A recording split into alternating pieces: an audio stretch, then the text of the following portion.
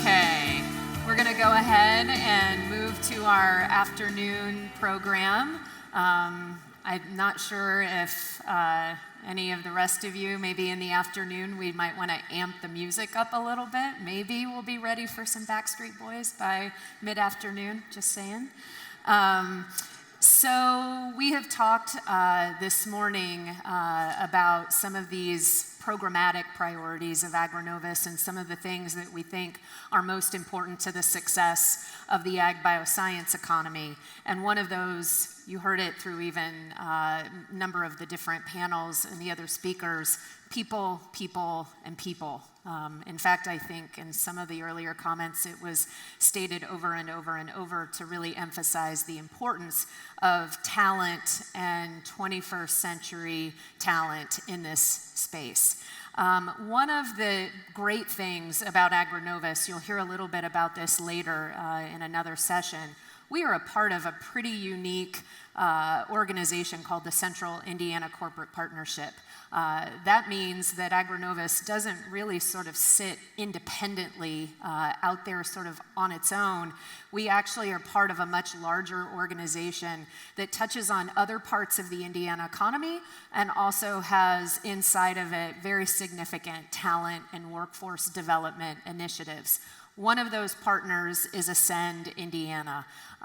They are a sister organization to us as AgriNovus, a terrific partner, really supporting a number of our talent programming initiatives that are forthcoming in the next several months. I couldn't be more honored to have a colleague like Jason Kloth, the president and CEO of Ascend, to work with on a daily basis, but to also have him here with us today with a number of other outstanding thought leaders in the talent, people, educational business, you might say, because in some ways it is a business.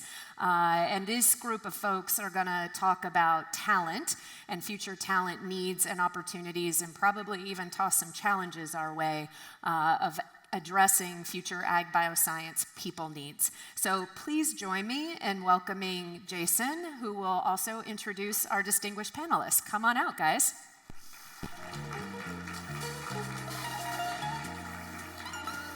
Good to see you.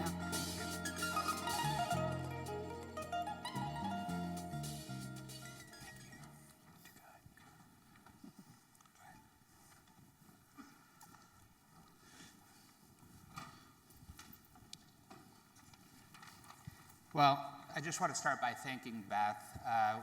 We could not be more fortunate to work alongside such incredible partners at AgriNovus and within the Central Indiana Corporate Partnership.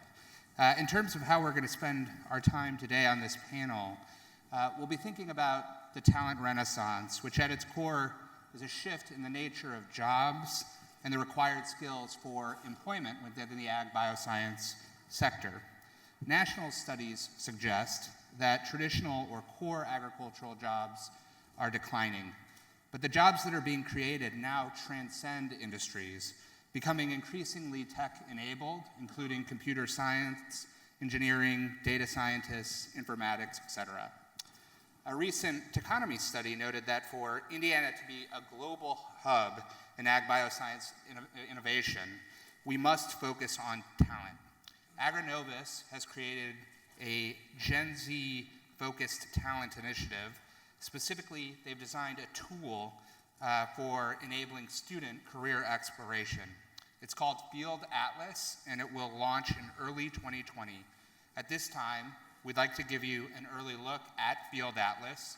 If you can please play the video.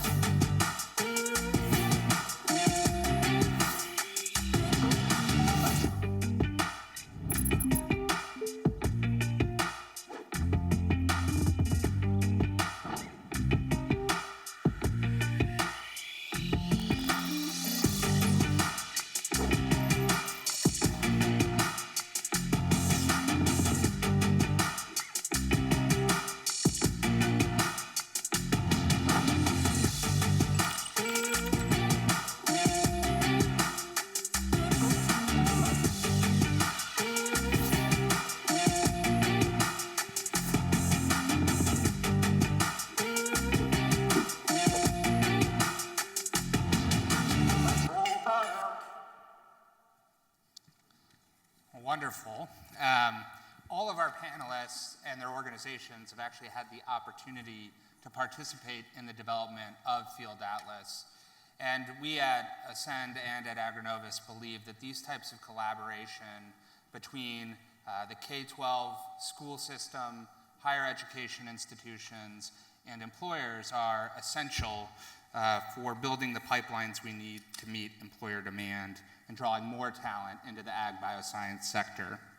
So during our conversation, we're going to explore how we can ensure that that supply of talent meets employer demand and how employers can more effectively recruit Gen Z talent into their business. So at this time, we'll go ahead and turn it over to the panelists to give a 2 to 3 minute introduction of themselves and how they think about those questions. But we will also ask that you capture any questions that you have for our panelists at the end of the panel discussion. So with that, I'm going to go ahead and turn it over to you, Wes, if you want to kick us off. All right, well, thanks for the introduction. Like we said before, my name is Wes Davis, and I am a senior consultant with Ernst & Young in our global agribusiness team, and I'm based in our New York City office. As I start to talk, you'll notice this is not a Manhattan accent. It's a West Virginia accent. So grew up there, and between 7th and 8th grade had bought a chicken at the county fair. Mom and Dad didn't know about it. And ended up getting involved with agriculture and agribusiness really early without even really intending to do so. So got engaged with FFA and 4-H and started to really, get interested in the business of agriculture, and then went to college, studied at Purdue, which is the Indiana connection, studied quantitative ag economics there, and did a couple internships along the way, and then ended up starting my career with Ernst & Young. So at the firm, my job is really to help folks who are the technical specialists to think about how we engage agriculture and understand agribusiness. I think everyone in the room here can agree that food and agribusiness is a very unique industry. It's one of the very few that touches everyone in the global economy, but there's specific issues that we think about with respect to resource allocation, allocating digital technologies across the supply chain, and creating trust and intimacy with our customer base. So at the firm, we're really fortunate to be able to engage in those really widespread issues and help to think about how we move the whole agriculture industry forward and do that at scale. I think especially with the conversation here today around talent, for us at our firm, that's a really important thing. We don't sell widgets. We don't sell any software or anything like that. We sell the services that our people have and the talent and resources they have available within their noggins.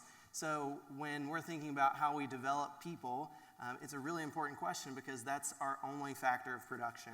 And so I'm interested to engage in the conversation here today and to talk a little bit more about how do we engage folks, not only that are within our traditional base and food and agriculture, growing up on farms, being engaged in FFA and 4-H, but how do we expand that pie and start to think about folks who have the digital capabilities and understanding that we need to bring into our industry to continue to move forward. So excited to be here with y'all today. Thank you very much. Hi, good afternoon. I'm Stacy McGuire, and I am the proud principal at Westfield High School, which is a 2,600 plus high school about 30 minutes north of here. And I guess what I want you to hear from me, and I've got your talent, and that's what our sole purpose of doing is getting ready to get the talent delivered to you. We don't believe that graduation is an endpoint. If we believe that 14 through 18 are the peak years of your life or the best years of your life, we are in a whole bunch of trouble because we're not doing a generation of Al Bundys. But we really believe it's the beginning. And we intentionally start out, and we don't call it graduation, we call it commencement. And when we really think about our vision and our mission at Westfield, it is embedded in the notion of preparedness. We want kids the day after graduation to wake up and go and do and be whatever it is they dream they want to go and do and dream and be. So we have become very, very focused and very, very intentional about understanding what preparation is for this generation of kids, this talent that we need to deliver to you. And one thing, when you kind of looked at, when we got really serious about it, what it came down to, there were three main points. We're preparing kids for jobs that don't exist. They will be using technology that has not yet been invented to solve problems we probably don't even know are problems yet.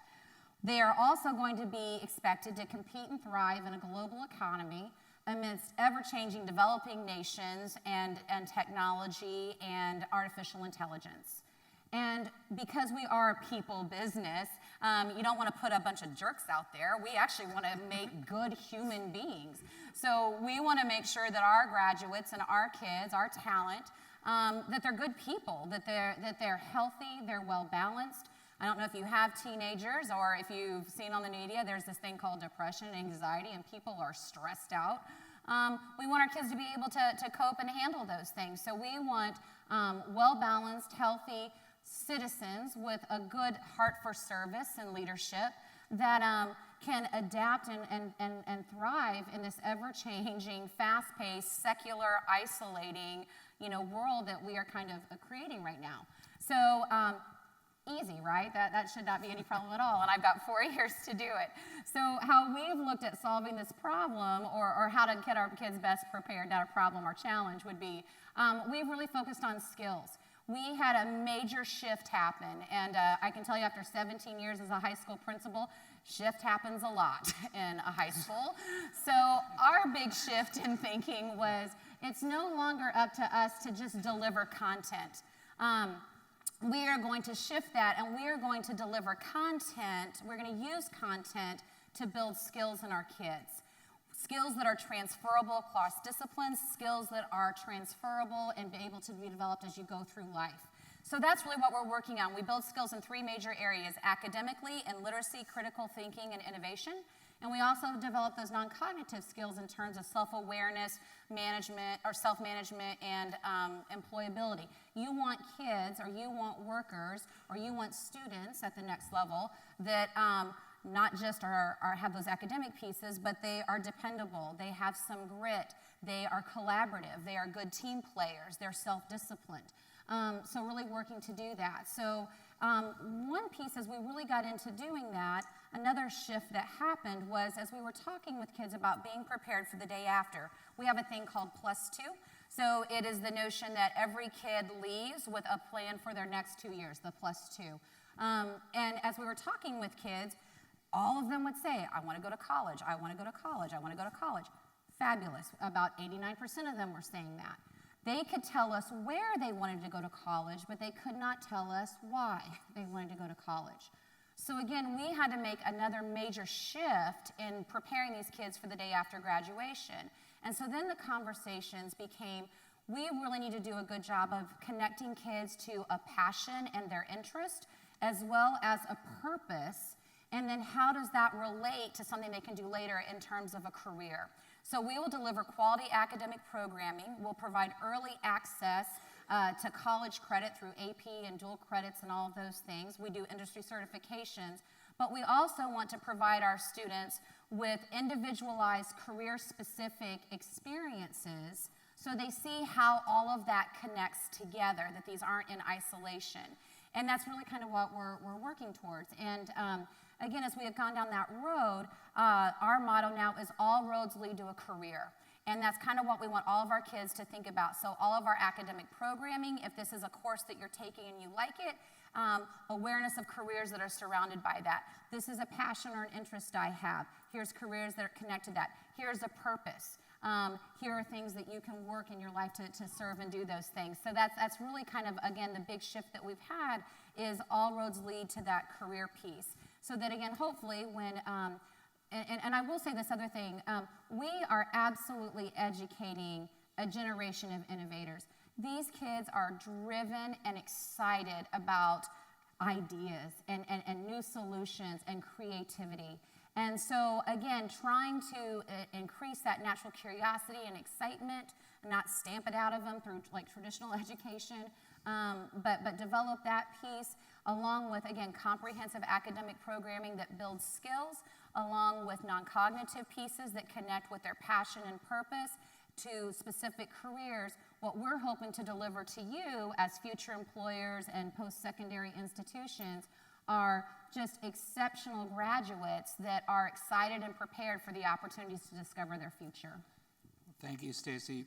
And I hope that you all were able to capture those tweetable comments there along the way. I want to turn it over now to Mathew at the IUPU School of Informatics to share a little bit about himself and Thank their you. work.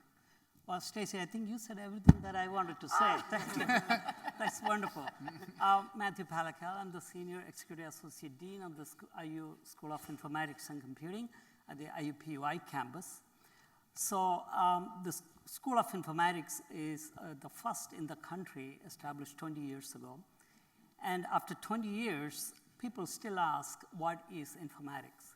So I answer this question almost every day to people asking what is this field all about. To help with that, I'm going to answer that first to let you all know what we do. Maybe I can have the first slide. I cannot see the slide. I assume it's going to come up there. Oh, okay. So in the related field, if you look into computer engineering, computer science, and informatics, it's sort of a ladder. Computer engineering, as you can imagine, is more hardware-oriented. Sensors, robotics, systems, VLSI, some kind of deep programming like embedded systems and so forth. You move up a little bit higher to the next level is computer science, a bit more into the software side, but hard software, systems programming, algorithms, computational side of things, getting into networks, security, robotics, AI, data science at the top layer. Then we come in, informatics.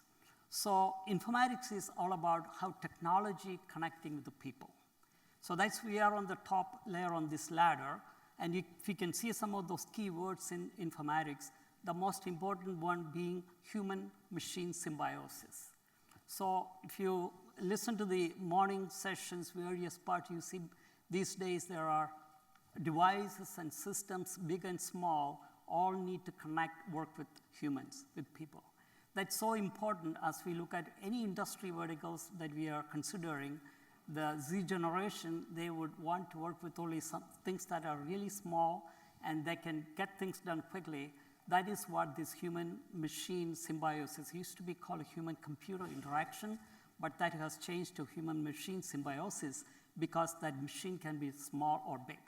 So within this comes user interaction, user interface, utility of things that we make, the usability of things all come together, and that's what informatics is all about. Of course, underneath the core fundamentals that we cover, that is data science, big data, artificial intelligence, everything is there because we look at sensors to systems. When you talk about sensors that generate large data, big data, that has to come together with the problem that we are trying to solve. There is integration that transforms into something usable, a technology, a machine, a utility that's usable to solve a problem. So that's what informatics is all about. That has led to very specialized degree or talent creation. That's what we do in our school. For example, we connect with the health, medical areas, legal informatics, sports informatics, bioinformatics, health informatics, data science.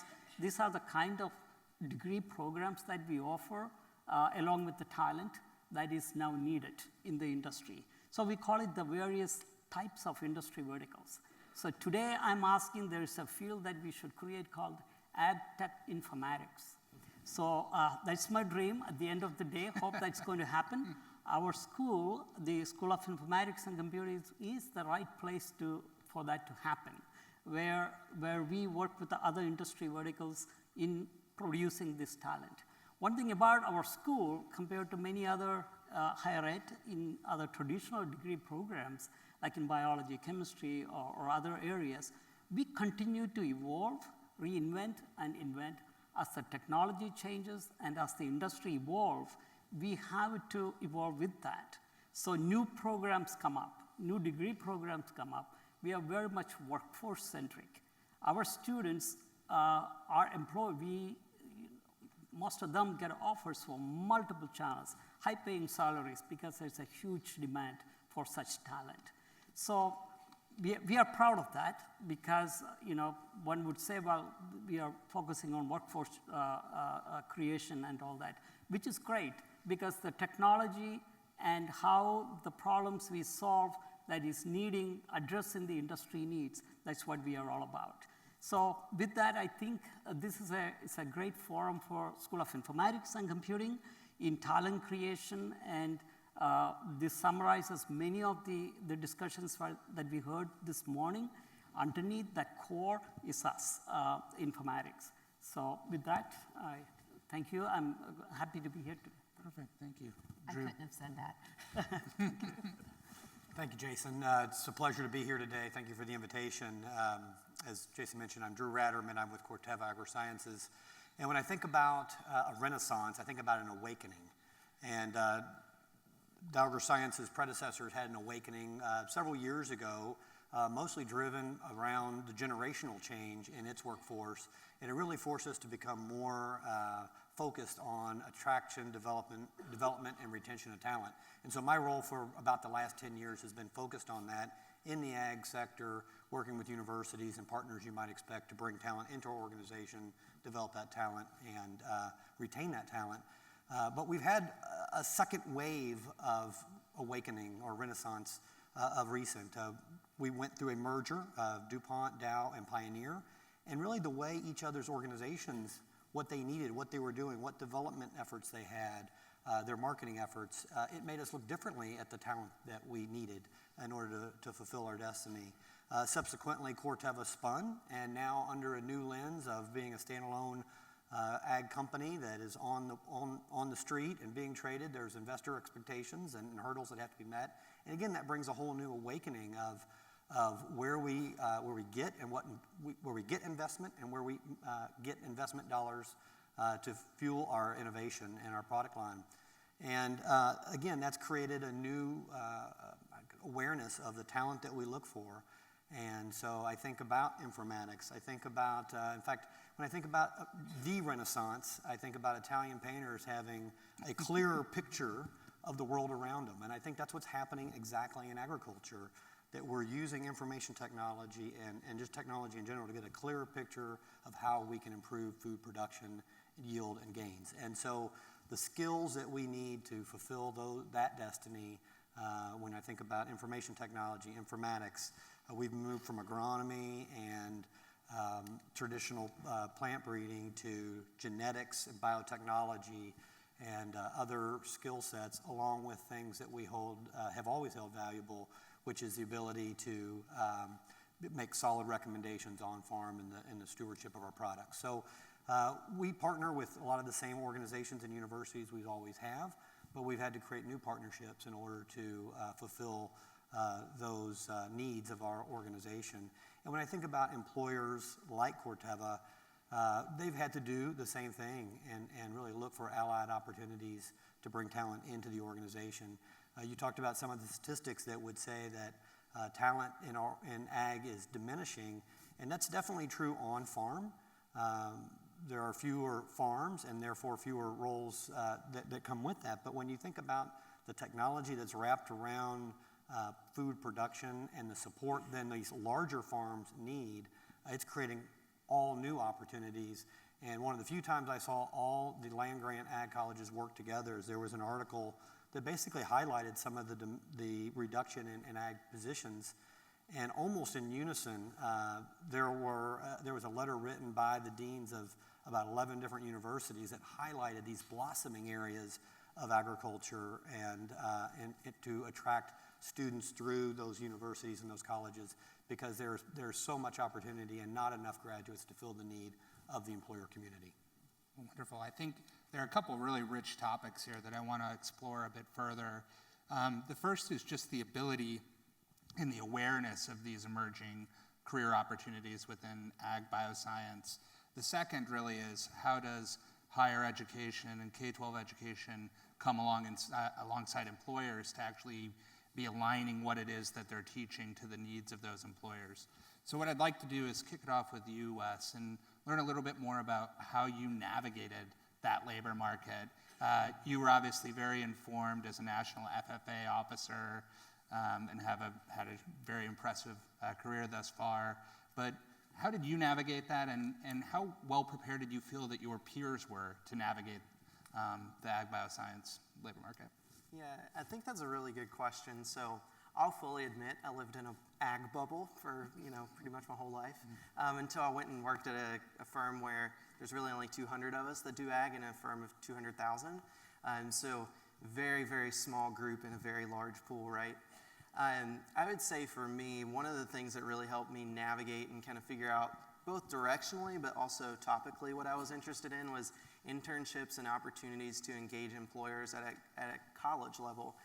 So when I was at Purdue, we actually had a group of students who got to engage in consulting engagements. And so I did that, and I was working with folks who were outside of the agriculture industry. Our client was actually a steel manufacturer, and I learned I hate the steel industry. I just don't enjoy it, I'm passionate about food and agriculture. And so, if I think about, as a young person, you're almost like creating these little hypotheses and you're testing them by doing different things like taking internships or taking coursework or engaging with different employers, forming mentorships and things like that. And so as people continue to move through their careers, I think we have to give opportunities for people to very quickly test those hypotheses, right? And for me, that was through, again, the internships and the student organizations. I think now that I'm in an industry setting, and I work in a team right now at our client site with about 250 people, there's only 6 of us that do food and agriculture work right now, but all the other folks are from digital supply chain, a lot of SAP consultants thinking about how we digitize a supply chain for an agribusiness. It's funny because a lot of them didn't realize that food and agribusiness were a thing, but a lot of them went to IU. Just saying. I'm throwing out my Boilermaker card. No shame. So, a lot of them just weren't familiar with the industry. And so I think what we have to start thinking about, like I said earlier, is how do we expand that circle a little bit to give folks a chance to engage with our industry. I got to go to National FFA Convention, and that was a very easy way for me to convince my mom, yes, food and agriculture is a career opportunity. But how do we think about those kids who live in places like Manhattan or Boston who are brilliantly trained on biosciences and mathematics to be able to come into our industry and be, the next innovators and the next growth leaders for our sector? I think that's going to be the challenge for us to think about, and I think part of that is going to be for us to get out of that comfort zone and start engaging those groups. And maybe we think about recruiting at different universities or engaging different types of high schools, but the more that we can get out of our bubble and start to bring those folks in, I think we'll see more growth and more innovation in our sector like we've never seen before. Thank you. And Stacy, just to build off that, how do you have several ag bioscience companies in Westfield. How do you think about ensuring that future Wesses of the world have awareness and have that opportunity to test these hypotheses and do that in a way that's keeping pace with the changing types of jobs being created in the sector? Yeah, absolutely. I think it all comes down to connection. I'm sitting here today because we blew up our library, right? So I now don't have a librarian, I have a director of innovation and doing all that. And we knew that innovation entrepreneurship connected, but again, I'm a high school principal. I'm not quite sure how that happens. So we wound up at Purdue at the Foundry, and ironically, I'm an IU grad, so we won't fight. But it was Dr. Peoples at Purdue that answered that question in one thing, but I met Dan Dawes, and he kind of brought down on all these things. And so bottom line, it's this connection piece that I think is so important, because when you are open to various opportunities, it's all about providing opportunities for kids. And opportunities, you use the words awareness, exploration, and then providing pathways. What are the next steps? So the more we can do to provide awareness, again, connecting back to basic skills that you have, but your passions and your purpose. A lot of our kids, their purpose, they will say, oh, I want to help people. So you know what 90% of them say? Well, then I'm going to be a doctor. Well, how about I want to help people, and now I'm aware of Beck's and all these other companies that are within 10 miles of my high school. And, well, I want to help people, and I'm going to figure out how to knock the gene out of a fungus that makes food rot in a silo when you're trying to store it. And I'm going to feed the world, It's just shifting that thought, but you can only do that through connection. So we need people to come in. We need people to work with our teachers and explore those things with them. Welcome your teachers into your businesses so you can see what opportunities are there. And then come out and don't be afraid of our kids. Our kids are actually really cool. The guy said it before. I mean, yeah, they'll challenge you, but they're fun. They've got great energy, and they're full of talent, and they're full of possibility. And take that chance to build that connection with them. Work with your high schools, work with your different clubs that are out there, and meet these kids, connect with them, and open their eyes to those various opportunities, and then take that next step. Allow some exploration, you know. Again, I don't have a traditional dean of discipline. Blew that up, and he's sitting over there, and I've got a dean of career and community engagement. The more we can connect education to a kid's future, all kids are interested in their future, you know. So the more he can do that. In the last year, we have over 170 partnerships that our kids have gone out and worked with and done those things. So then provide that opportunity for exploration. And there's a good chance you might even want to hire our kids, you know, someday, like once you get to know them. And so I think building off this idea of connectivity, you know, you mentioned your dream of creating an ag tech informatics program at IUPU. You know, when I think about the public policy landscape and the way that employers communicate their needs through the Bureau of Labor Statistics, then on to DWD, the Commission for Higher Education, then into the K-12 public policy making sausage factory, you know, how do you think about doing that in a way that's truly aligning what you're building at IUPUI to what it is that Drew needs? And Drew, if you can maybe build off that, speak to how does Corteva think about its intersection to recruit talent like Wes, but to interface with higher education and K-12? Right. So I feel safe here. I'm from IUPUI. You should have been in the middle. We should switch seats. So there are three things that are important in our program, in our curriculum: capstone, internship, and industry lecture series. So these are three ways that we connect with the industry. That's very important in our program. Because we are very much workforce talent-oriented programs, the more synergy with the industry, the symbiosis there is very critical for our students. The learning experience and the talent and creating job opportunities and fulfilling the need of the industry. So just to give you an example, our industry lecture series, we do this very intentional. We have the industry people come there, talk about exciting projects they are working on or the problems they are working on where they want the help, the solution. So if I can go to the second slide at this point, I want to give you a very good example on a project that works out with BEX. So if Bradford's around here, please, thank you very much. This is a project that our students facilitated through one of our faculty on a problem that came about after Brad came to the industry lecture and talked about farming technology. We got students excited. He brought in a problem, worked with a faculty, and they formed a team. You can see this in pictures.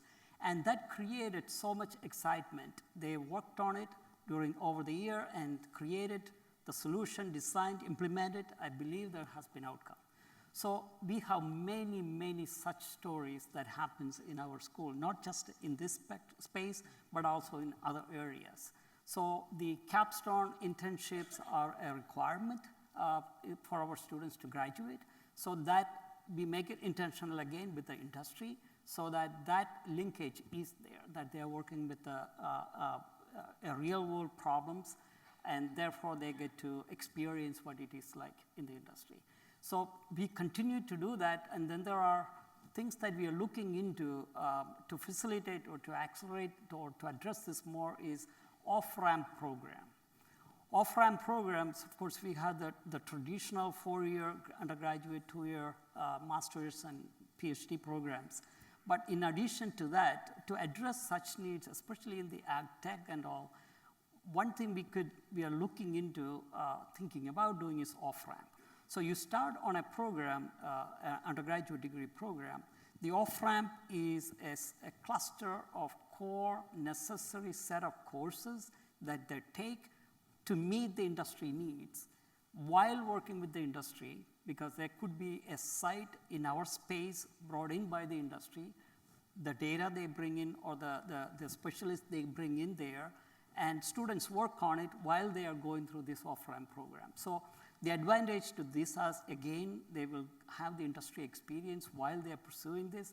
They can finish the off-ramp program quickly, maybe in 12 months instead of 4 years, and they are ready to enter into the workforce. We are having such discussions with the Geico, Cummins Engines, and others in order to accelerate that process. And Drew, maybe if you can just build off that and sort of close us out here before hopefully being able to turn it over to the audience. But how do you think about, in this incredibly competitive environment for top talent, how does Corteva think about recruiting those individuals from our higher education institutions? And then how does Corteva think about linking up with higher education to make sure that the supply is aligned with what it is your needs are? Yeah, I'm going to take a bit of a risk and tell a quick joke. Please. So 2 hunters are in the woods, and they come across a bear. And the bear raises up as if he's going to charge. And one hunter says to the other, I need to stop and tie my boot. And the hunter says, you can't stop now. That bear is going to chase and he'll kill you. He says, well, I don't have to outrun the bear. I just have to outrun you. So it's a little bit like that. It's a very competitive environment. And I would say that my job at Corteva was to outpace my competitive companies to get the top talent. And we're very selective. It's not any talent. We need bright minds to come in and fulfill these roles. But that's not enough. And we were going to ag colleges to do that. But that is not enough. We need the industry to outpace other industries in order to attract bright minds to agriculture. And otherwise, we could be eaten by the bear. So I would say that forums like this is that opportunity. We're doing more from a public affairs and in social media than we ever have before. We have science ambassadors on 3 continents that have talked to over 750,000 people, trying to attract them to agriculture. We're partnering with Westfield High School for career events, with AgriNovus, and other organizations like that, as well as going to colleges other than the ag schools on our university campuses in robotics and informatics to try to bring talent into our organization and into the industry. And it's important to remember, I did not grow up on a farm, but when I joined Dow AgriSciences 22 years ago, over 60% of even ag students today did not grow up on a farm. So they come with a diversity of skills, mindsets, talents, even though they have ag degrees, and we can't forget about that component as well. Wonderful. Well, thank you. Time permitting, I would love to have questions from the audience. So I believe that there are microphones throughout the room. I think we have time for a few of those questions. Hey, I'm Claire Bainey, a student at Purdue University, and I'm also from more of an urban area. Stacy, I graduated from Hamilton Southeastern High School in Fishers, so not too far away from here. But given that background of the community that I'm from, I see a lot of students who have these skills, are involved in robotics clubs, really interested in science, informatics, all the like, and no matter how much you tell them about the opportunities in this space, a lot of times they're adamant that they want to be involved in the medical field or another industry that traditionally has these skills that we are needing here in ag biosciences. So how can we really get to grab a hold of that talent and cultivate the talent in this space? So what are some things that you've found to be successful when you're selling the ag biosciences space to students to get them to want to be involved?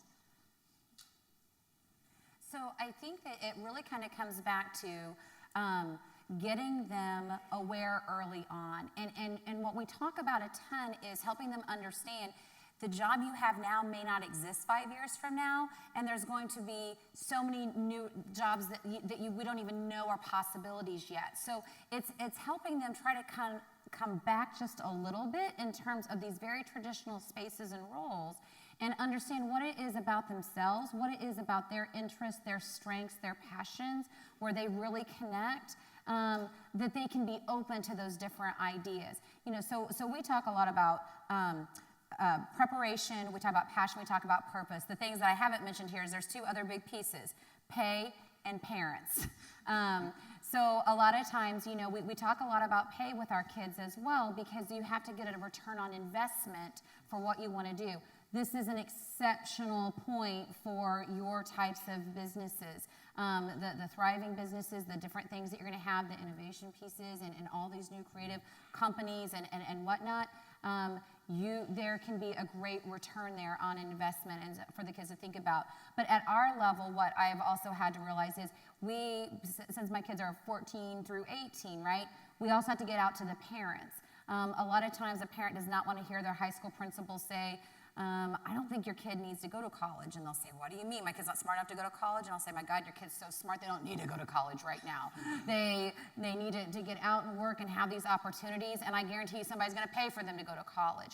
So I do think part of that is shifting the mindset of the people that most influence the talent at my age, which is parents, and opening their eyes and minds to kind of what it is. But I think that the more opportunities you can provide, you kind of hit on it too with the extracurricular pieces and all the things. We offer close to 200 different clubs because again, if kids can see this is an interest and there's a way that this interest or passion can translate into a career, that I can be healthy, I can be balanced, I can earn a sustainable quality of life or a quality of living, right?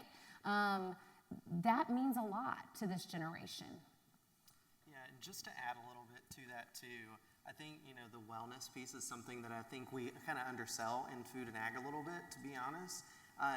How we communicate values and serve and basically have those indicators to candidates to understand what are the values of your company and how do those translate into the culture that you're creating, I think speak volumes.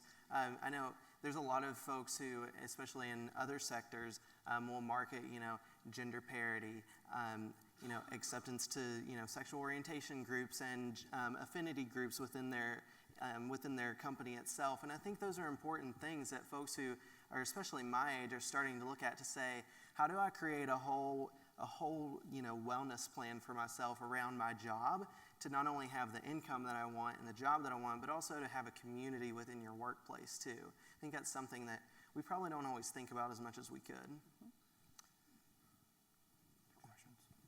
Other questions? Yes. We have time for one more. Well, while he makes his way to the microphone, two things I've heard mentioned already is clubs and organizations and internships. And the skills beyond the hard skills, the softer skills around creativity, teamwork, collaboration, problem solving, those are two great ways to build skills to help find success in the ag industry. One of the big things we focus on is a growth mindset and really trying to instill that with our kids, that it's not just a fixed place where you are, that again, your whole process is growth and you're always learning and growing. And I think the more that we can instill that in them, the more open they are to all sorts of other opportunities where, she specifically mentioned medicine. I can take this notion of whatever it was that attracted me there, but I have a growth mindset and I know that can lead and grow into something different. Eric Hunt from the U.S. Department of Commerce, former Foreign Service officer, 25 years overseas. I want to say this was a very good panel because the philosophy that most people should remember, education is good, but there's no replacement for experience, and they go definitely together. And the Trump administration has a very strong focus at the moment on vocational training, internships, capstone type programs, but we're floundering. In Europe, you've got the tax code that incentivizes companies to work with universities, academic institutions, research centers to give the opportunity for students to have those jobs, whether they go to university or not. Or in the case of a company like Elanco and Corteva, how many of those employees in the lab are not research scientists, but Ivy Tech graduates filling pipettes and systems for the researchers? So in the end, what is your perception and what would be your message to the government of the United States on how to move from just a bilateral dialogue, predominantly with the Europeans, to maybe engage more in policy on how to incentivize training, education, and entrepreneurship for the new economy? And as a final word, for the person who asked the last question on people do not want to go into agriculture, this is chemistry, biology, physics, engineering with applications in agriculture, at which point this is not an industry to shy away from. This is a growth industry, and in certain elements, you're looking at 75% growth in certain elements of that technology. I would think anyone in business or finance or Ernst & Young would love that kind of growth rate in that market. So just would like to hear from the panel what you think is, what would be the right mix of policy, federal, state, local, to actually jumpstart this, because we're doing this ad hoc and we're not doing it structured. Drew, do you want to provide maybe the closing thought on this question? Yeah, I thank you for the question, and I'll try to, closing thought, that's more pressure, Jason. Well, no, sorry. just a response to that question to close us out. You know, it's interesting. I was invited by actually someone from church to participate in a career fair at Butler. Butler, for those of you who aren't from Indiana, is kind of a liberal arts college here in Indiana, Indianapolis. And they have a requirement that every graduate have an internship. And employers, and almost no student that I encountered up to the moment when I got a chance to speak knew who then Dow AgriScience, now Corteva, or anything about ag really was. And so these were print companies, privately owned, that had a non-paid internship that they were basically putting together booklets, you know, but that counted for the credit. And one after the other, these employers would get up and tell a pretty mundane story about what their opportunity was to get this internship in order to graduate from Butler University. I got my 2 minutes and gave, you know, we have paid internships, $9,000 a summer. It's in these sectors. There's over 200 of them. And by the way, it's onesie-twosie for each of these previous speakers. And, you know, I was the only ag employer there that day. It was like the scene from Trading Places in that mosh pit where they were selling pork bellies when no one else wanted them. These students couldn't get enough. If we could find that kind of venue, I don't think we need to drive. I mean, these internships exist in our industry, and it's wonderful that we have them. So I think we need to take better advantage of some of the things we have, and that would foster even more opportunity from smaller employers and just kind of raise the tide. So I think that's one opportunity on your point. And not every scientist in our lab has a PhD. Under our PhDs, there are many IUPI graduates or Ivy Tech graduates. And so you're exactly right. This is not just high-level scientific work. These are career paths. And then the last thing on policy, I did have the opportunity to work with National Academy of Sciences about 2 years ago. And the administration asked the same question: what kind of policies could really be a game changer? And I think if there were some sort of, if we had agriculture in mainstream high school education coursework, not ag class, not shop, that if in chemistry class they were using plant biology or chemistry in order to educate students, and then you pull that through, that essentially create that pull into the ag industry, it would be the same scene from Trading Places for all of us, that you would have an awareness or an awakening or a renaissance of talent that would want to come into our industry. Well, with that, I think we've heard so much today about really connectivity and understanding what it is that employers are looking for in an ever-evolving labor market. How can we effectively identify and connect that talent that's out there to those opportunities, and then how can we bring people together to build a more cohesive system? And so with that, please join me in thanking our incredible panelists, and thank you for your time.